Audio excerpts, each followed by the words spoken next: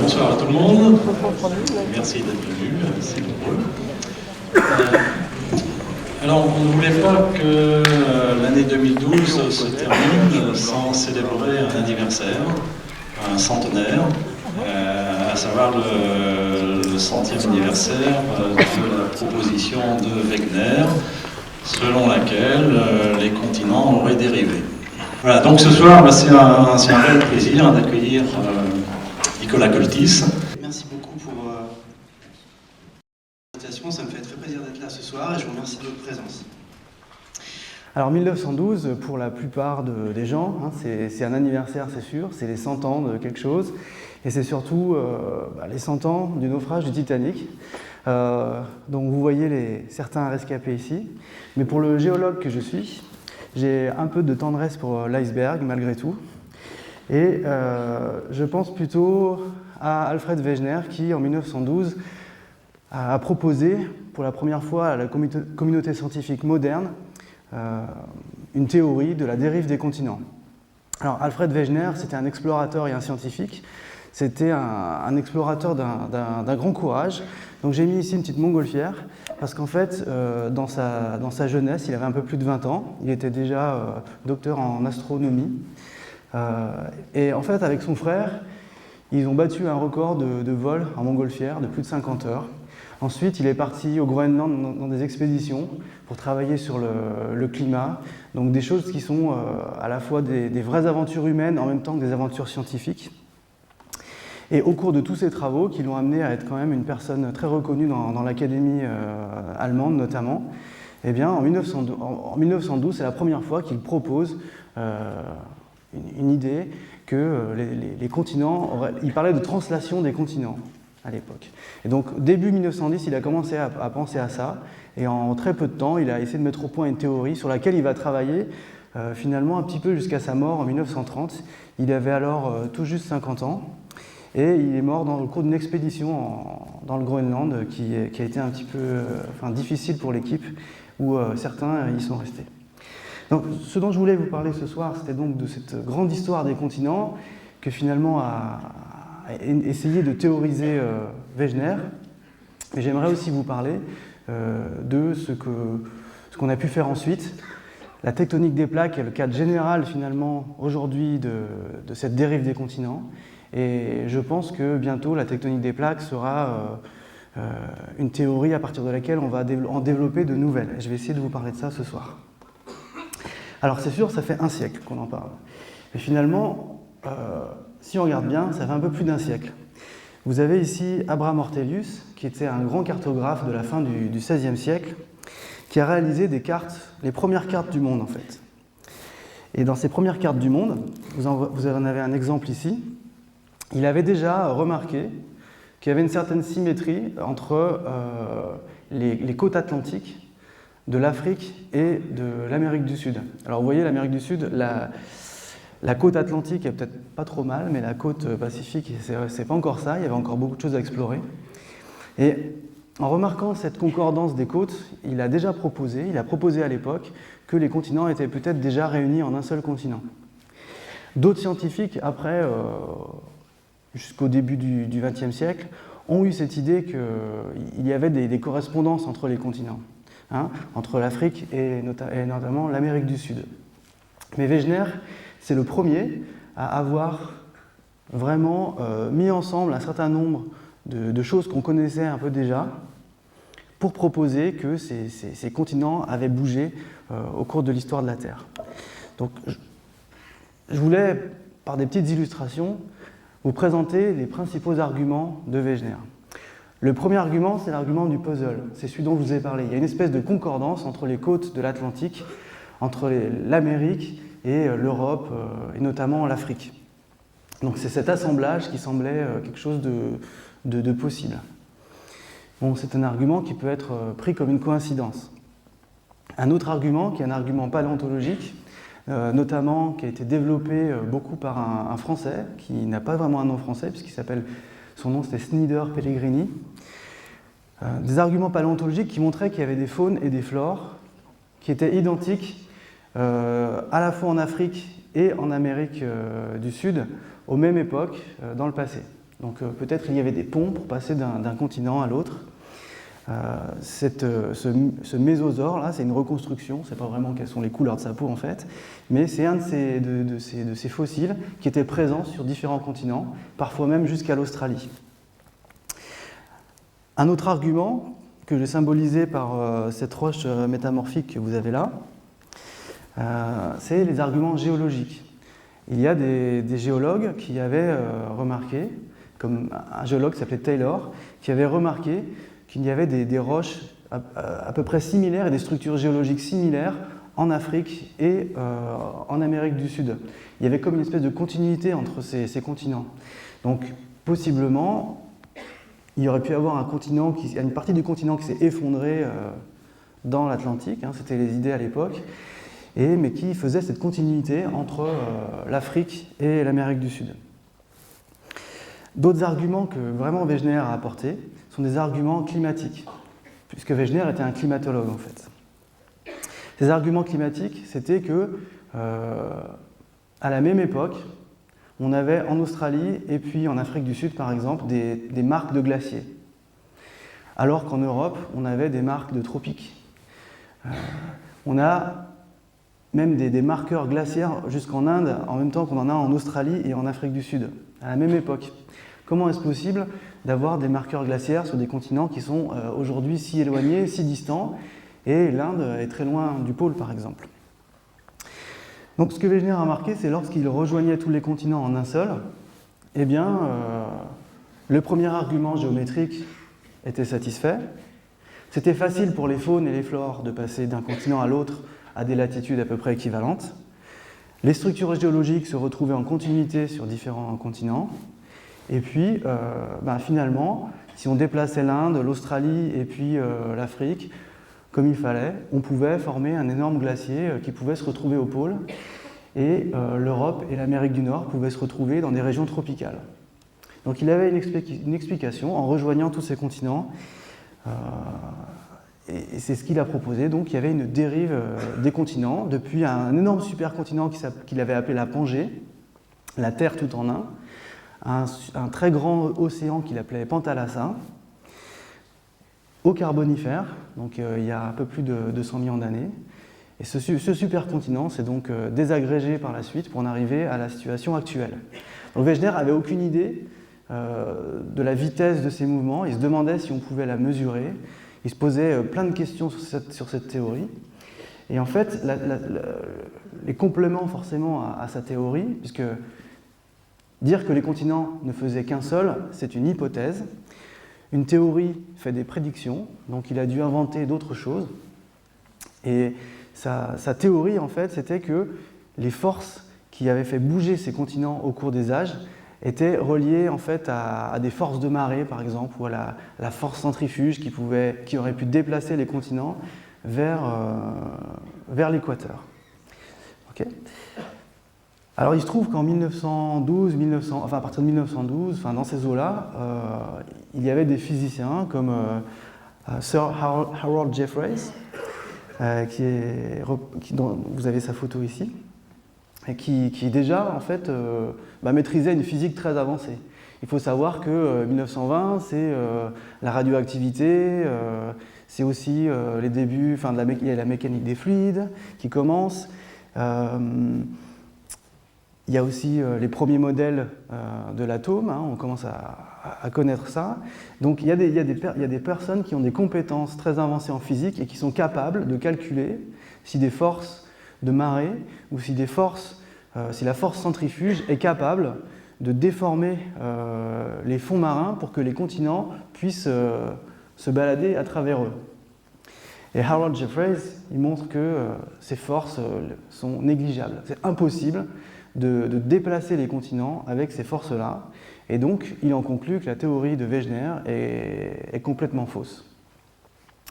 Donc même s'il y a des personnes qui vont s'intéresser aux théories de Wegener, comme Émile Argan, je ne sais pas si vous connaissez, c'est un géologue suisse qui notamment a beaucoup travaillé au début du XXe siècle sur la formation des montagnes, sur les Alpes et l'Himalaya, mais aussi un un autre scientifique qui est très important pour nous en géophysique, qui s'appelle Arthur Holmes. Même s'il y a des gens comme ça qui suivent, qui travaillent sur cette théorie, qui vont poursuivre quelque part les travaux de Wegener, la majorité de la communauté scientifique va suivre les dires de certains physiciens, qui ont d'ailleurs raison sur certains points, mais non, ce n'est pas possible que les continents aient pu dériver. Les forces ne sont pas présentes, il n'existe pas de moyen de les faire bouger comme ça. Donc les théories de Wegener vont être un petit peu oubliées pendant une vingtaine d'années. Et en fait, Wegener va donc décéder en 1930, je crois, sans savoir ce qui allait devenir de ses propres idées. Alors, il faut quand même comprendre, alors ça c'est quelque chose qui est quand même récurrent dans la science, on peut proposer des idées intéressantes, simplement, on peut, avec ces idées intéressantes, en rajouter quelques-unes qui peuvent être complètement décalées et qui peuvent faire passer ces idées intéressantes au second plan. Donc, quelque part, bon, c'est pour un petit passage humoristique. Donc, je vous montre ici le passage d'un espèce de film qui est une certaine vision de la dérive des continents. Je ne sais pas si vous connaissez. Et quelque part, la théorie de Wegener, à l'époque, comme elle est présentée, vous pouvez la voir exactement comme cette théorie.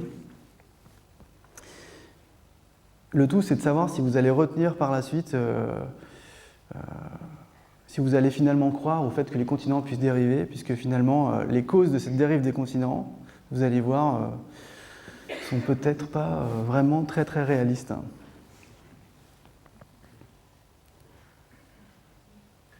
Ça va vous permettre de voir la structure interne de la Terre, je ne sais pas si vous la connaissez. Voilà, donc à ce moment-là, les continents étaient tous en un seul continent. Voilà, la Pangée. Jusqu'à ce que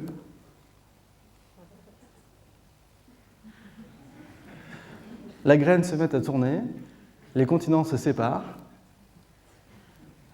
ils se mettent à dériver. Alors, une prédiction de ce modèle, c'est que le cou des girafes, en fait, s'est allongé à ce moment-là. Donc, on peut essayer de vérifier avec la paléontologie si c'est vrai.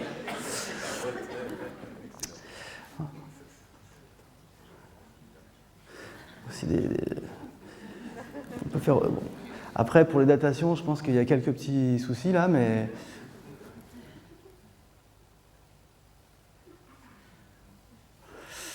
Voilà, là, c'est la fin de la catastrophe, je pense. À un moment, on peut pas aller plus loin.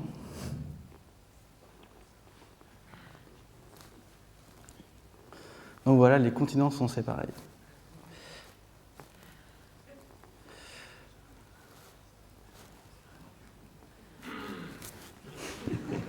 Oui, c'est dur, mais ça va être encore bientôt plus dur pour lui, puisqu'il n'aura plus rien à manger, le pauvre. Voilà. Donc ça, c'est tiré d'un film qui a forcément fait plaisir à notre communauté, un petit peu. Mais vous voyez, dans ce film, en fait, on propose qu'il y ait une dérive des continents. Les mécanismes ne sont pas forcément les bons. Finalement, les gens qui écoutaient Wegener ont un peu fait comme vous, probablement un peu rigolé, puisque pour lui, les forces qui permettaient de faire bouger ces continents n'étaient pas physiquement réalistes. Voilà pour la parenthèse. Il faut attendre en fait les débuts des années 50 et les travaux du groupe de Stanley Runcorn, que vous voyez ici, qui était en fait quelqu'un qui s'est intéressé au paléomagnétisme. Donc le paléomagnétisme, c'est l'enregistrement du champ magnétique terrestre dans le passé. Je ne sais pas si vous savez, enfin vous le savez certainement puisque vous connaissez les aimants. Les aimants en fait, c'est des minéraux, des bouts de roche qui vont conserver en fait, une mémoire du champ magnétique. C'est-à-dire que lorsque ces roches se forment, les électrons qui ont des spins, je ne sais pas si vous connaissez ça, enfin, les spins de ces électrons vont s'orienter, ça dépend des minéraux, mais pour certains minéraux c'est vrai, ils vont s'orienter dans le même sens que le champ magnétique et ils vont y rester, même si par la suite le champ magnétique de la Terre va changer. Par conséquent, on peut mesurer un champ magnétique qu'on dit rémanent, comme fossile, d'une roche. Alors ça, c'est très intéressant pour les géophysiciens, parce qu'en fait, la structure du champ magnétique, si elle est à peu près constante dans le temps, alors on peut utiliser ce modèle qu'on a du champ magnétique et les mesures qu'on va faire. Je vais prendre un exemple tout simple. La structure du champ magnétique, si vous voulez, c'est une structure qu'on dit dipolaire, c'est-à-dire qu'il y a un pôle nord, un pôle sud. Donc quelque part, les aimants formés à un âge donné, enfin les petits minéraux magnétiques formés à un âge donné, ils vont en quelque sorte pointer vers le pôle nord à une époque. Okay. Donc, ce qu'on peut essayer de faire, c'est par exemple prendre des échantillons de différents âges, mesurer où est le pôle nord pointé à partir de ces roches, puis éventuellement voir comment ce pôle nord a pu changer au cours du temps.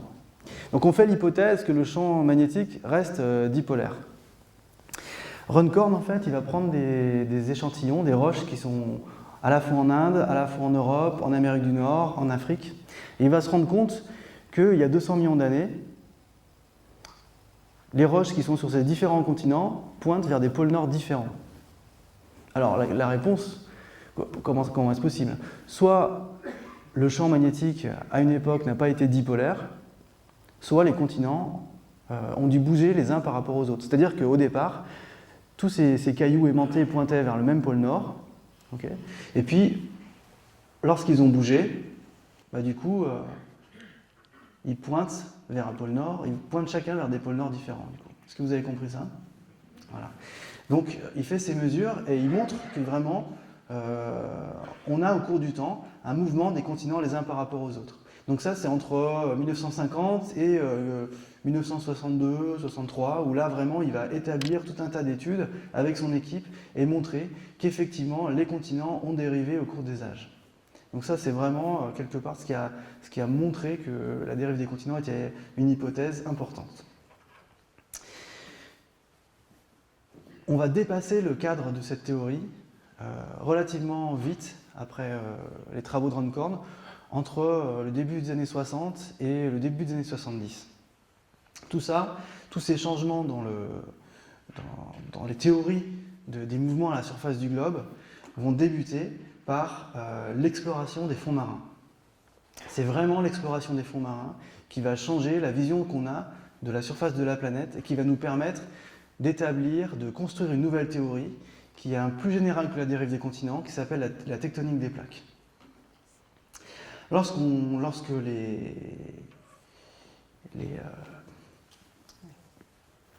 les gens qui travaillent, à la fois les gens qui travaillent dans la marine, mais aussi qui travaillent dans les universités, se mettent à explorer les fonds marins sur des bateaux. C'est notamment après la guerre, pour avoir des informations notamment pour les sous-marins, par exemple. Donc il va y avoir beaucoup de moyens qui vont être mis. Lorsqu'ils vont étudier les fonds marins, ils vont se rendre compte qu'il y a des structures au fond des océans auxquelles ils n'avaient pas pensé. Vous voyez notamment cette structure-là qui est relativement continue, qu'on retrouve ensuite au milieu de l'Atlantique, ces structures qu'on appelle les dorsales médio-océaniques. Alors ces structures-là, on va beaucoup les questionner. C'est en fait des grandes séries de volcans qui forment en général un relief. Et plus on s'éloigne de ces structures, plus les fonds des océans s'approfondissent et on va arriver dans certains endroits à même des zones qu'on appelle des fosses qui peuvent être profondes d'une dizaine de kilomètres. Donc on va découvrir une topographie dans les fonds océaniques, une bathymétrie dans les fonds océaniques qui était inattendue et qui va faire énormément réfléchir les géologues. Il faut savoir qu'au début des années 60, s'il y avait Xavier Le Pichon ici, il vous le dirait, leur questionnement était de comprendre pourquoi on a 30% des terres qui sont au-dessus de 800 mètres et 70% qui est en dessous de, en gros, 2000 mètres de fond. Et comment on explique les reliefs qu'il y a dans chacune de ces deux entités d'altitudes différentes? Comment on explique aussi que ce qui est au fond des océans a des âges qui sont relativement jeunes, par exemple de l'ordre de 10 à 100 millions d'années, alors que les roches continentales, elles, peuvent avoir jusqu'à 3 milliards d'années. Donc, altitude et âge, c'est vraiment la question fondamentale des géologues au début des années 60. En découvrant ces structures, ils pensent que ici, il y a un mécanisme qui peut être en lien justement avec cette dérive des continents et qui peut aussi expliquer la dynamique de ces fonds océaniques. Donc il y a plusieurs géologues, géophysiciens qui vont proposer ce qu'on appelle l'expansion des fonds océaniques. C'est-à-dire que au niveau des dorsales, vous avez des nouvelles roches océaniques qui se forment, et ensuite elles vont elles-mêmes dériver jusqu'à arriver aux fosses que vous trouvez ici, ou même là. Dans l'Atlantique, vous en avez uniquement au niveau des Caraïbes. Et ces roches vont ensuite retourner dans le manteau.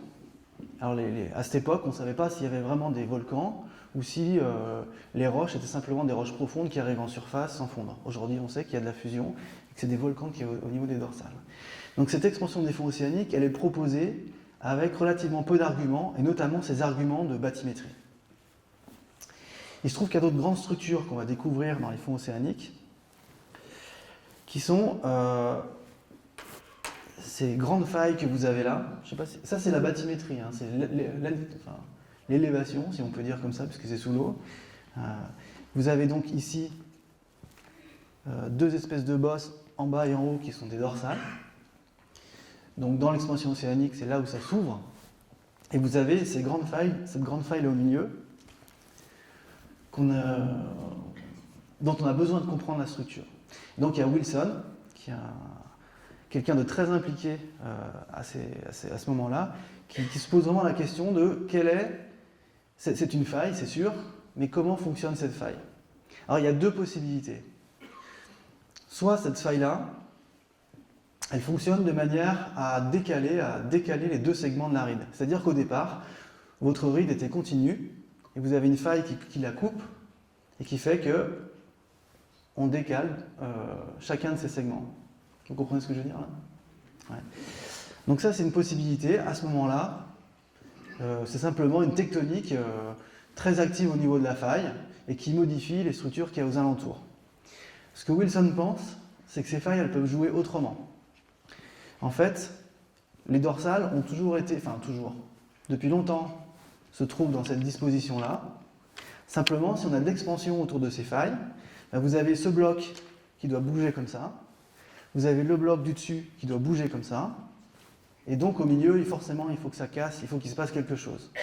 Et on voit que le sens est opposé, le sens de déplacement le long de cette faille est opposé au sens de déplacement qu'il y aurait dans une faille qui décalerait la ride, dont je vous ai parlé juste avant.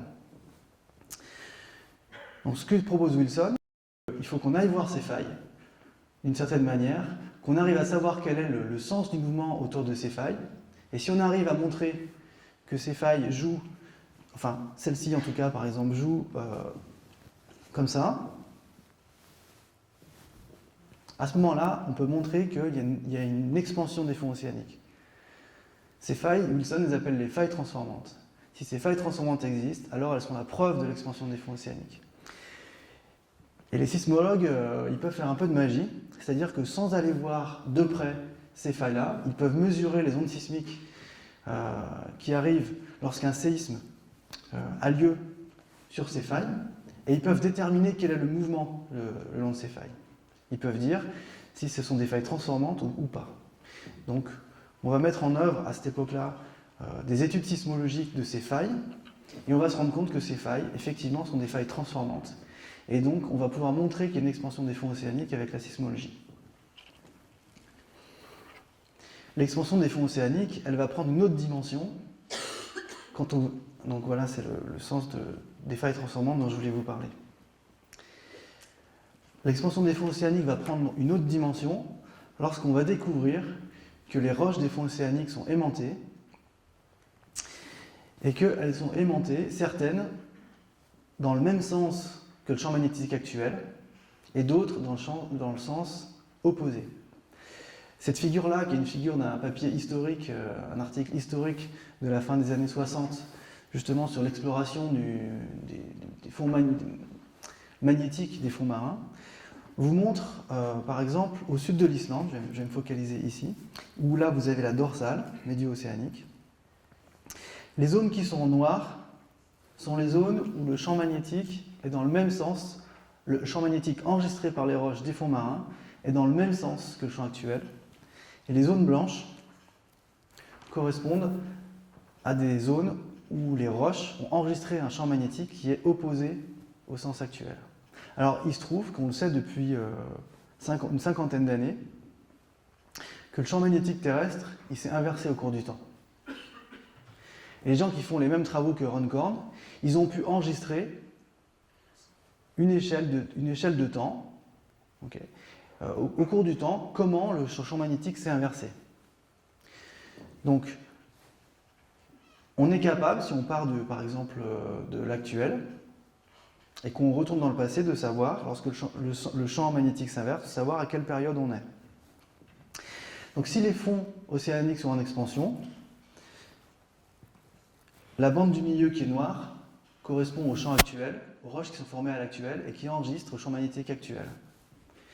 Dès qu'elle passe à des bandes blanches, c'est qu'on arrive dans une période, la première période où le champ magnétique s'est inversé. Et on sait de quel âge date cette période. Et on peut continuer comme ça et dater les fonds marins. Alors ce qui est très intéressant, c'est de voir la symétrie de ces bandes autour de la dorsale. Et ça nous permet, lorsqu'on a un âge et une distance, de calculer une vitesse.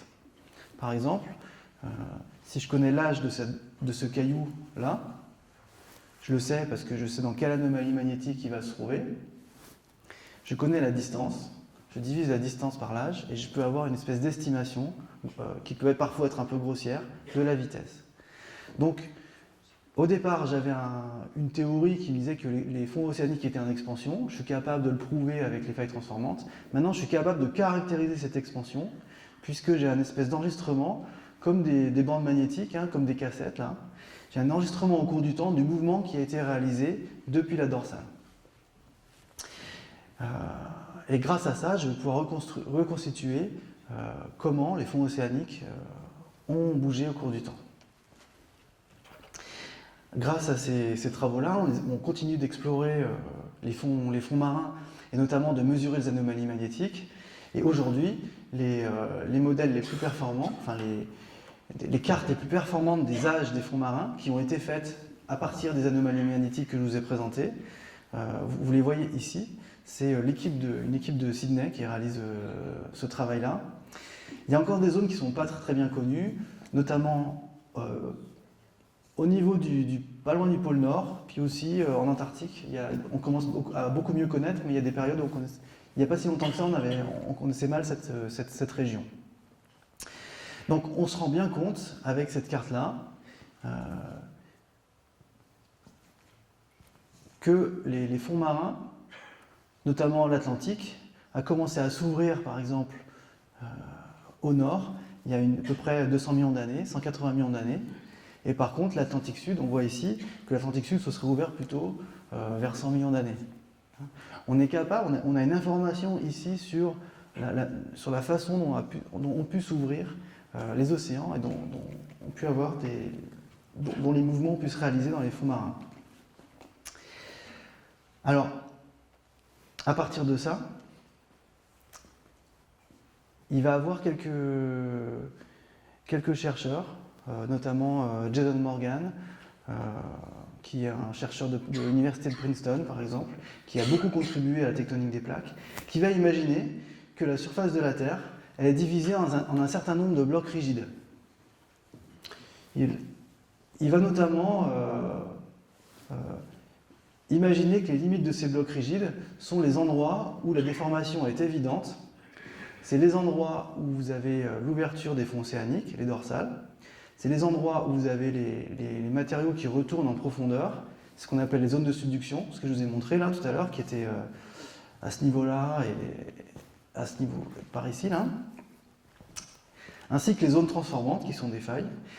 On peut faire des images de ces zones où la déformation est active, parce que c'est les endroits où il y a de la sismicité. On est capable de détecter, de savoir où est-ce que se trouve un séisme. Tous les séismes, quasiment, se trouvent dans ces zones-là. Vous avez relativement peu de séismes qui se trouvent ailleurs. Okay. Et donc, Morgan et d'autres pensent qu'entre ces zones qui sont très fines, on a des des cailloux, des ensembles de roches qui se comportent comme des blocs rigides. Du coup, tout un tas de chercheurs vont travailler dessus et vont diviser la Terre en une dizaine de plaques. Pourquoi faire ça? À quoi ça sert? Ça sert à faire une théorie qui va nous permettre de prédire quelle est la vitesse en tout point du globe sans avoir besoin de la mesurer. Cette théorie, c'est donc la tectonique des plaques. Et pour la tectonique des plaques, il faut donc définir des plaques et ensuite utiliser un peu de maths. Donc là, vous le reconnaissez, c'est Rivigliani. C'est pour dire qu'on a besoin de mathématiques pour ça. Et ces mathématiques, c'est pas notre grand professeur de Lyon là, qui travaille vraiment là-dessus, mais c'était Euler à l'époque, donc il y a très très longtemps, qui a décrit quels pouvaient être les mouvements, comment pouvaient se mouvoir des plaques tectoniques sur la surface d'une sphère. Donc là, je vais vous montrer un petit film pédagogique qui a été fait justement avec l'équipe de Lyon 1 pour essayer de vous faire comprendre comment ça fonctionne. Donc là, on va faire un modèle très simplifié. Donc vous avez voilà, une sphère, une planète avec le pôle nord. On va mettre une plaque. La plaque grise ici, elle ne va pas bouger, elle va être fixe. Et vous avez une plaque jaune et une plaque bleue qui, elles, vont bouger. Donc vous voyez le mouvement de ces deux plaques. On a ici les zones de subduction, là où les plaques vont retourner à l'intérieur du manteau terrestre.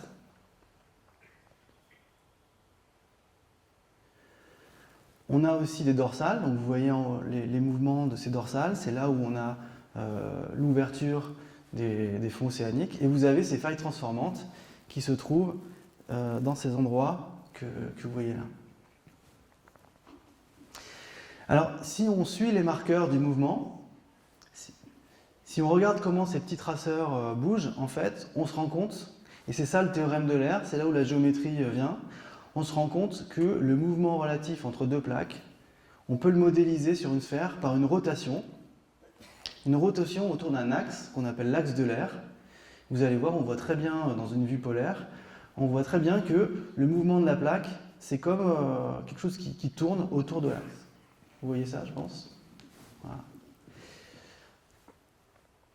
Et ce qui est vraiment intéressant, c'est que le seul lieu géométrique possible pour les failles transformantes, qui sont des failles où il n'y a ni création ni destruction de matière, eh ben, ce sont des cercles dont le centre de ces cercles se trouve sur l'axe de rotation.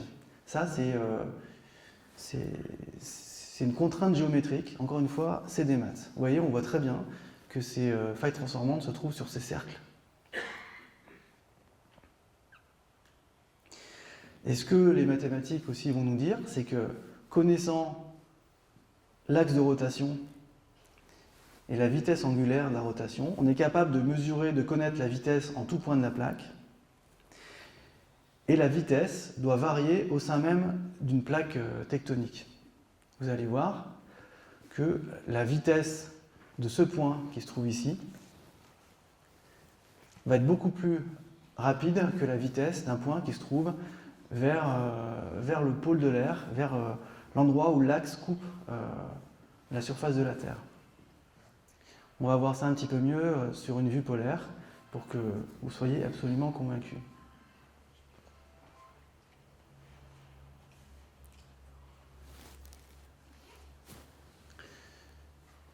Voilà. Vous allez voir qu'en haut, on a l'impression que ça bouge très très vite si on fixe le point qui est en haut, alors que quand on regarde le point qui est en bas, on voit que si on le fixe, on voit que ça va très doucement. Okay. Donc les vitesses au sein même d'une plaque varient parce qu'on est sur une sphère. Et en fait, on a un modèle mathématique pour décrire tout ça, pour décrire tout ça. Et en fait, ce modèle mathématique nous permet, avec relativement peu d'informations, c'est-à-dire lorsqu'on détecte où se trouve l'axe de rotation et lorsqu'on connaît la vitesse angulaire de la plaque, donc ça fait uniquement 3 paramètres, et bien on est capable de calculer la vitesse en n'importe quel point de la plaque. Et c'est en ça la puissance de la tectonique des plaques, c'est de pouvoir prédire la vitesse en tout point du globe. Ensuite, on peut essayer de la mesurer pour voir si ça fonctionne, mais même si on n'y est pas allé, même si on est incapable d'y aller, on peut faire une prédiction.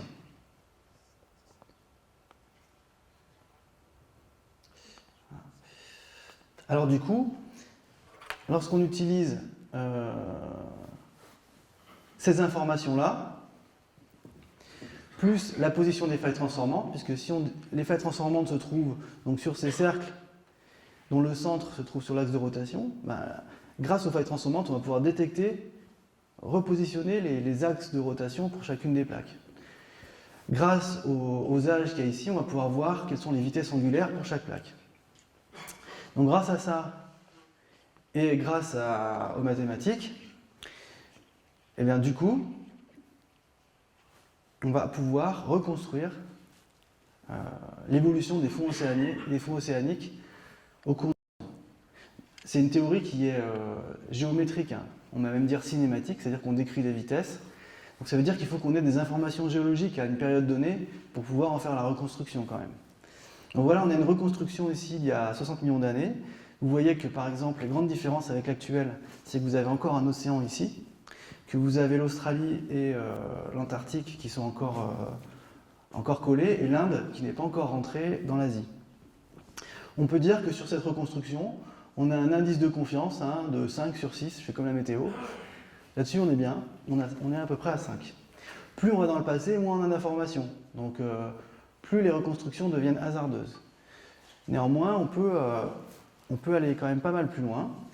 Vous avez une reconstruction ici à 120 millions d'années, je dirais que l'indice de confiance, c'est 3 sur 6. Donc, il y a 120 millions d'années, vous avez l'Atlantique Nord qui a commencé à se créer. Vous voyez que l'Espagne est un peu tordue par rapport à la France. L'Atlantique Sud commence à peine à s'ouvrir ici. L'Inde commence à peine à se séparer de l'Antarctique et de l'Australie. On peut remonter encore un peu plus loin. Et là, je dirais que c'est le maximum auquel on peut pas aller plus loin dans la reconstruction des fonds océaniques aujourd'hui. Vous avez ici la plus vieille image qu'on puisse reconstituer des fonds océaniques de la planète. Donc ça, c'était il y a 250 millions d'années. Vous voyez ici le supercontinent qu'on appelle la Pangée, le très grand océan qu'on appelle Pantalassa, enfin que Wegener appelait Pantalassa, et les âges de ces fonds océaniques. Voilà. Au-delà de 250 millions d'années, on ne sait pas faire. Alors je vais vous faire une petite expérience. Parce que moi, comme disait Hervé tout à l'heure, moi je m'intéresse aussi, par exemple, à la Terre au début de son histoire. Donc 250 millions d'années, on va voir combien ça fait. Vous avez un petit film qui est fait par Claire Evans pour l'année d'anniversaire de Darwin, je crois.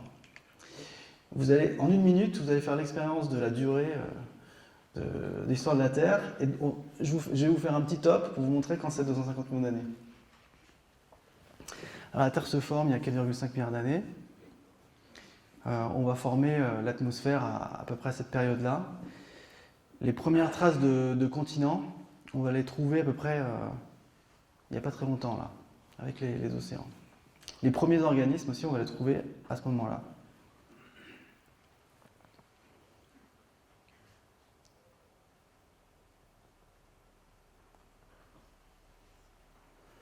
Donc ça, c'est la fin de la période qu'on appelle l'Archéen.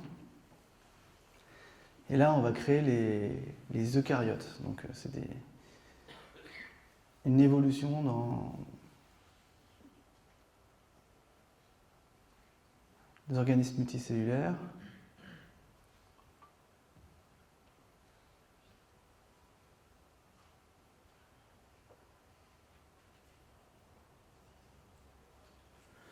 Top, c'est maintenant.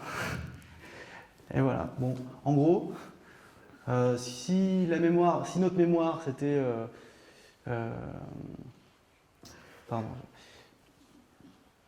si 4,5 milliards d'années, on l'a synthétisé en une journée, 250 millions d'années, ce serait l'équivalent d'1 heure. D'accord. Donc en tant que géologue, on a comme 1 heure de mémoire sur une journée. Et on voudrait avoir beaucoup plus que ça. Vous voyez notamment que les grands changements dans l'évolution des êtres vivants se sont faits à des périodes très reculées, par exemple. On aimerait savoir quels sont ces environnements-là, comment les reconstruire. Donc avoir une connaissance de la dynamique des fonds marins est très importante. Alors comment peut-on faire pour aller plus loin que 250 millions d'années? Et c'est là où on rentre dans effectivement la prospective, vraiment les recherches actuelles. Comment on peut faire pour dépasser ça? Ce qui est clair, c'est qu'on a très peu d'informations. On n'a plus aucune information sur les fonds marins avant 250 millions d'années. Donc comment faire en l'absence d'informations? La tectonique des plaques, elle n'est pas capable d'aller au-delà de ça, puisqu'il lui faut toujours quelques informations sur les fonds marins pour pouvoir faire quelque chose. Donc comme je vous ai dit, la théorie de la tectonique des plaques, c'est une théorie qui est quelque part statique, cinématique. Cinématique, ça veut dire une vitesse.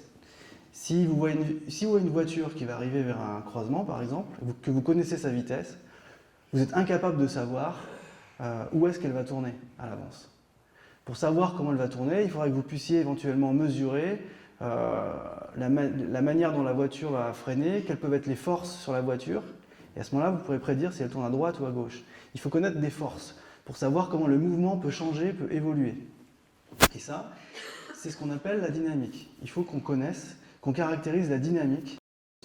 Donc on a la tectonique des plaques, la cinématique des plaques. Si on veut aller plus loin, il faut se poser des questions de dynamique, de force, d'accélération, changement de direction, etc.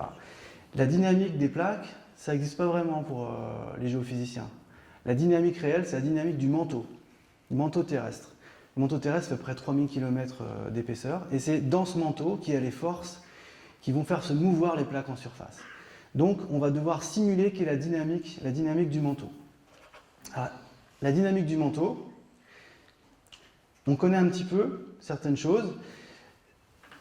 Le processus de cette dynamique, ce qu'on appelle la convection. Donc vous avez des simulations ici. Ce qui est bleu, en fait, c'est les matières froides qui plongent. Ce qui est rouge, c'est la matière chaude qui monte. La convection, c'est rien de plus que ça. C'est relié à la densité et à la gravité. C'est comme l'air chaud qui monte, ça vous le connaissez, l'air froid qui tombe. Ça, c'est de la convection. Alors, pour que la convection puisse avoir lieu, il faut que les matériaux puissent se déformer. Et c'est la viscosité des matériaux qui va résister au mouvement et qui va vraiment intervenir dans ce processus. Et effectivement, les roches, c'est des matériaux très spéciaux. On imagine mal que les roches se déplacent, bougent, comme dans une avalanche là-bas. Pourtant, ce que vous voyez ici, c'est une simulation de convection, un peu comme dans le manteau, relativement classique. Donc ces mouvements-là, c'est le genre de mouvement qu'on peut imaginer dans le manteau. Le matériau qui compose le comportement des roches vis-à-vis de la déformation est très particulier, et c'est là la difficulté pour nous. Parce que si on veut modéliser la dynamique, il faut qu'on prenne en compte, qu'on comprenne comment les roches puissent se déformer. Et je vais vous montrer une petite vidéo. Ce n'est pas des roches, c'est un mélange d'eau et de maïzena.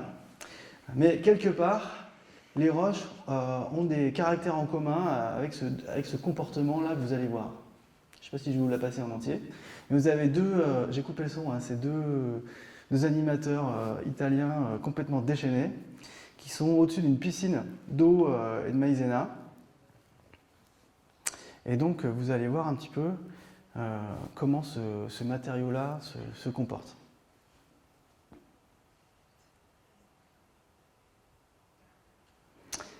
Voilà, donc apparemment on peut marcher dessus. Donc là c'est la frénésie. Donc on va voir ça un peu quelques fois. Je ne sais pas si je peux avancer dans la vidéo, mais... Voilà, vous pouvez essayer chez vous si vous voulez. J'avoue que moi ça me plairait quand même. Donc on peut courir dessus, on peut marcher dessus. Le matériau se comporte un peu de manière résistante à la déformation, du moment qu'en fait la vitesse à laquelle on applique les forces, quelque part, est relativement élevée. Et vous voyez que c'est un fluide quand même, vous venez de le voir là. On va le voir encore mieux, je pense, j'espère qu'ils vont le faire maintenant, je sais pas, on va voir.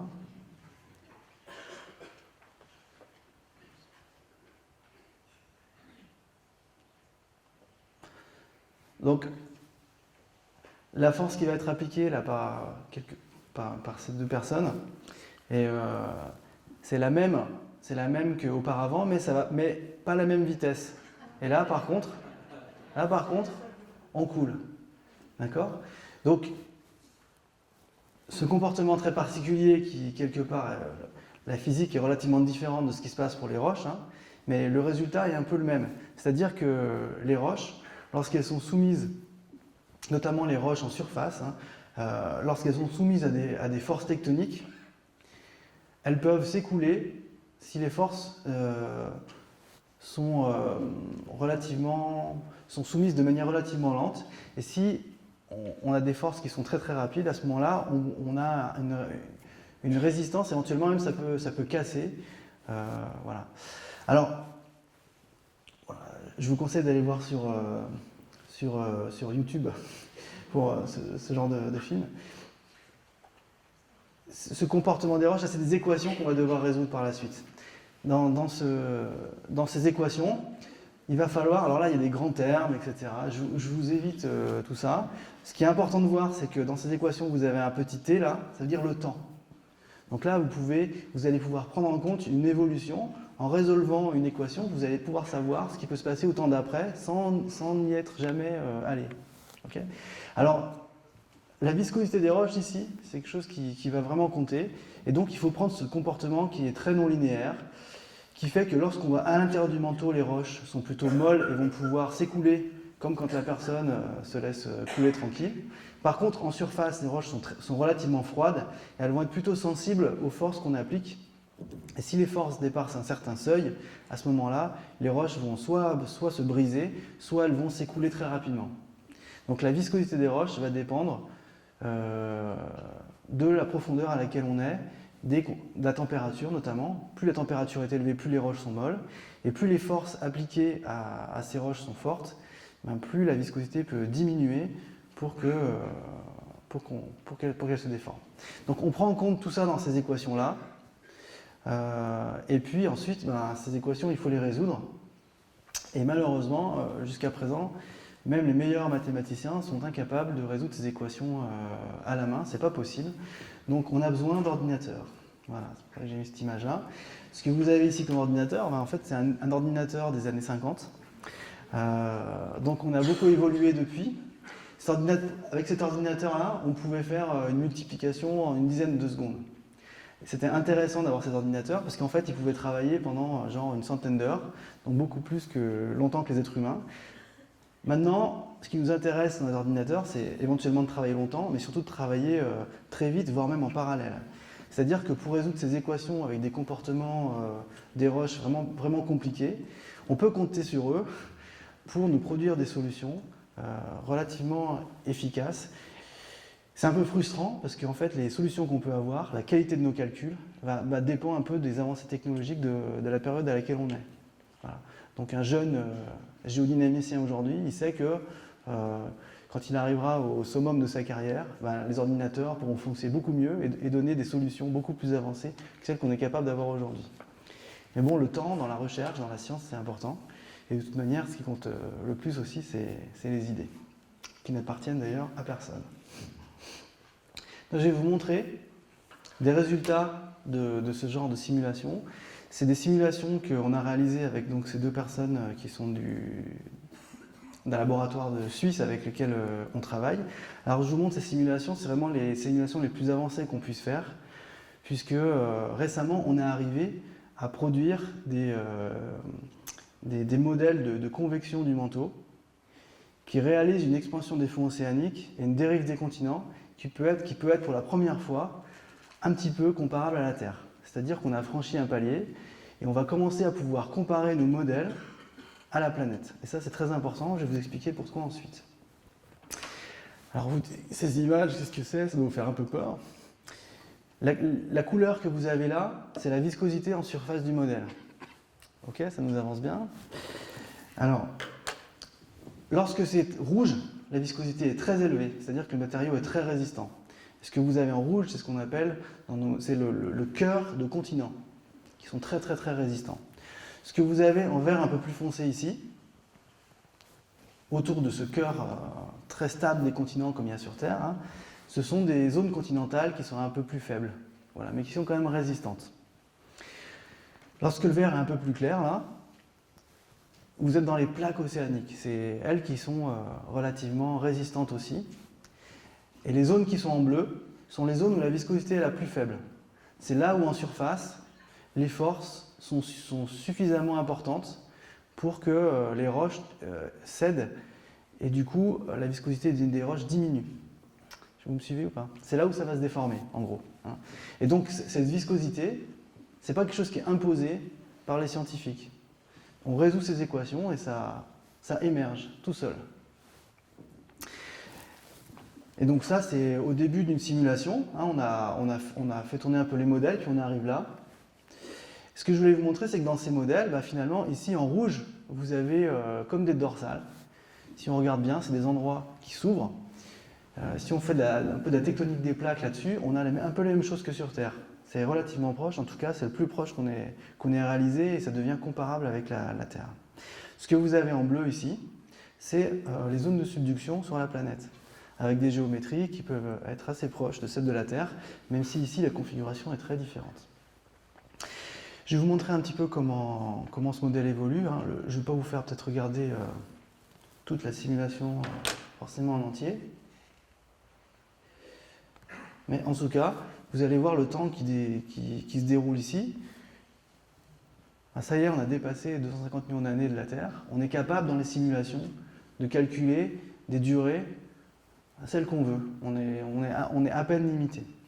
Et ce que vous voyez sur ces simulations, c'est que lorsque vous suivez une structure comme une dorsale ou comme une zone de subduction, elle a une durée de vie, puis ensuite elle disparaît. Vous avez des continents qui vont, ici par exemple, se séparer. Ceux de là, on voit une dorsale qui se crée au milieu avec ces continents qui se séparent. On a des mécanismes comme ceux qu'on observe sur la planète. La différence principale, c'est qu'ici, on peut essayer de voir comment ça évolue sur des échelles de temps qui sont beaucoup plus importantes, auxquelles on n'a pas encore accès. On peut faire donc des prédictions à partir de ces modèles de dynamique du manteau sur comment auraient pu, par exemple, évoluer au cours du temps les mouvements des plaques. Alors effectivement, ici, vous n'avez pas les continents terrestres et vous avez des mouvements qui sont un tout petit peu différents. Mais vous avez des choses qui sont relativement proches et intéressantes. Si je vous montre par exemple dans ce genre de modèle une carte des âges des fonds océaniques, on est capable de les calculer. Vous avez une distribution des fonds océaniques dans ces modèles de convection qu'on arrive juste à faire maintenant, là, ça fait en gros 1 an à peine qu'on arrive à faire ça, qui de manière statistique est à peu près similaire à la Terre. Jusqu'à présent, on était incapable de faire ça. Dans tous nos modèles, les seules roches qui pouvaient plonger étaient des roches très très très vieilles, alors que sur Terre, finalement, il y a plein de roches qui sont jeunes, qui retombent dans le manteau. Donc ça, on est capable de le faire maintenant, en simulant des continents, sur la convection et en prenant en compte ce comportement des roches qui est très particulier, qui dépend à la fois de la température et à la fois des contraintes en surface. Donc qu'est-ce qu'on va pouvoir faire avec ça? Pour vous aider à comprendre, puis pour terminer cet exposé, je prends l'exemple de la météo. Alors ça, c'est la météo qui va faire cette semaine, c'est pas radieux, mais bon, ça pourrait être pire. On est capable de savoir à peu près quel sera le temps dans dimanche, à la fin du week-end. Alors qu'on n'a aucune information entre aujourd'hui et ce week-end. Comment on est capable de faire ça? Parce qu'on a des modèles dynamiques, justement. On sait quelles sont les forces aujourd'hui dans l'atmosphère. Et en calculant comment ces forces peuvent évoluer, on est capable de prédire quel va être le temps. On est capable de faire ça parce qu'on a un modèle dynamique de l'atmosphère qui a une bonne capacité de prédiction des phénomènes qui se passent dans l'atmosphère. Donc maintenant qu'on a des modèles de la convection du manteau qui commencent à avoir une qualité de prédiction suffisante, ce qui n'était pas forcément le cas auparavant pour la Terre, on pense qu'on va pouvoir éventuellement faire un peu la même chose. C'est-à-dire qu'on va pouvoir connaître quelles sont les forces à l'intérieur de la planète et puis prédire comment la planète peut évoluer sur une certaine durée. Hein. Là, c'est sur la météo, maintenant, c'est sur 10 jours, mais il y a 10 ans, on pouvait faire ça sur 2 jours. Donc nous, on va peut-être commencer à pouvoir prédire ce qui se passe sur 2 millions d'années, et peut-être un jour, on peut espérer aller beaucoup mieux que ça. Les géologues, ça ne nous intéresse pas beaucoup de savoir comment les plaques vont évoluer dans l'avenir, puisqu'on ne sera pas là pour vérifier. Par contre, on a des techniques qui sont similaires à la météo, pour essayer de prédire quels étaient les mouvements avant 250 millions d'années. Voilà. C'est les mêmes techniques que la météo en fait, simplement on l'utilise un peu différemment. Donc on peut penser que dans les 10 années qui viennent, on va pouvoir réaliser des modèles dynamiques, de dynamique du manteau, qui vont nous permettre de comprendre comment les continents et comment les fonds océaniques ont évolué au cours des temps géologiques et continuer progressivement avec les progrès des géologues, puisqu'il faut des informations, des données aussi pour progresser. On va pouvoir aller de l'avant et essayer de reconstituer les mouvements, la dynamique de la planète jusqu'aux des temps beaucoup plus anciens, et c'est les espoirs qu'on peut avoir aujourd'hui. Je vous remercie pour votre attention.